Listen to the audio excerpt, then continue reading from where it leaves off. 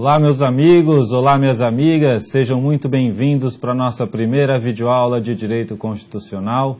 Meu nome é Thiago Cirino de Moura Quinelato, eu sou professor de Direito Constitucional, pós-graduado em Direito Constitucional e Direito do Estado, pós-graduando em Direitos Humanos e Segurança Pública, e nós teremos aqui a oportunidade de conversar bastante em muitos encontros sobre os aspectos e pontos mais importantes do direito constitucional, sobre aqueles pontos que mais caem nas provas, tudo com o intuito de ajudá-los a conseguir a tão sonhada aprovação nos concursos públicos. Para tanto, nesta primeira aula, nós apresentaremos aos senhores a sistemática, a forma como nós trabalharemos nas aulas e a forma como vocês devem trabalhar no dia a dia para que vocês consigam essa aprovação. Vamos então à nossa metodologia. Como vocês podem observar no slide, como metodologia, nós trabalharemos com a apresentação do ponto a ser discutido em sala de aula, nós trataremos dos aspectos mais relevantes sobre o tema, aqueles aspectos que costumam cair na prova com mais frequência, sem, no entanto, deixar de lado aqueles outros pontos que, embora não tenham tanta relevância para concurso público, também podem ser objeto de questionamento na prova dos senhores.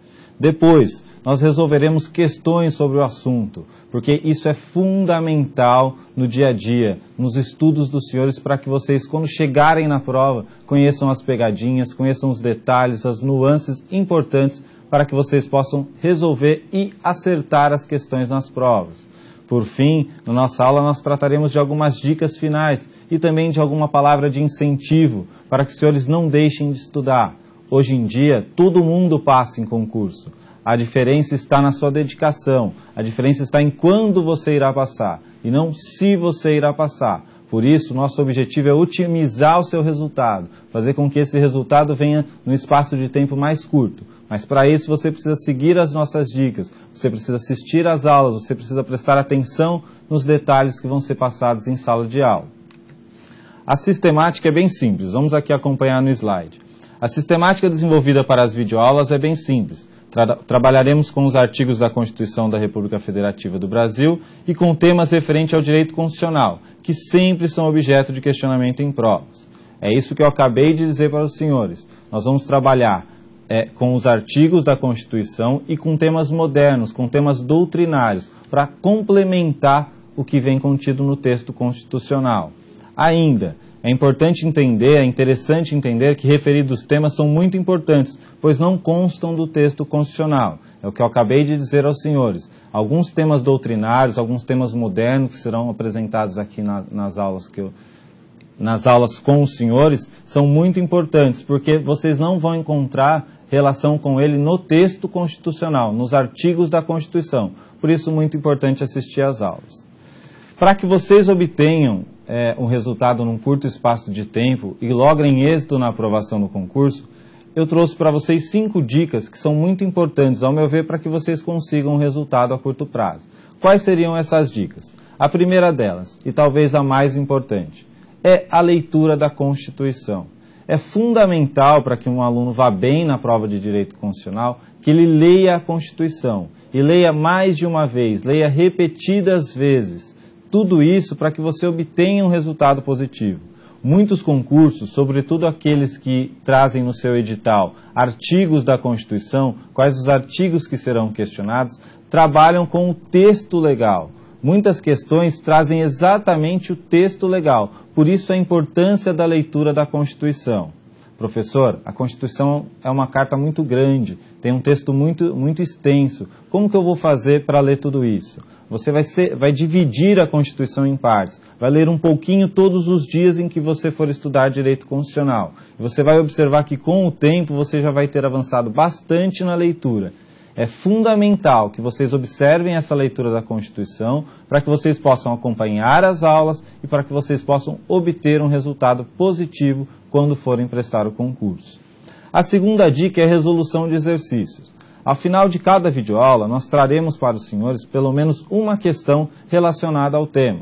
No entanto, os senhores devem ir atrás de outras questões, resolver outros exercícios para que vocês possam fixar ainda mais a matéria, para que vocês consigam verificar quais são os detalhes que são questionados nos concursos públicos.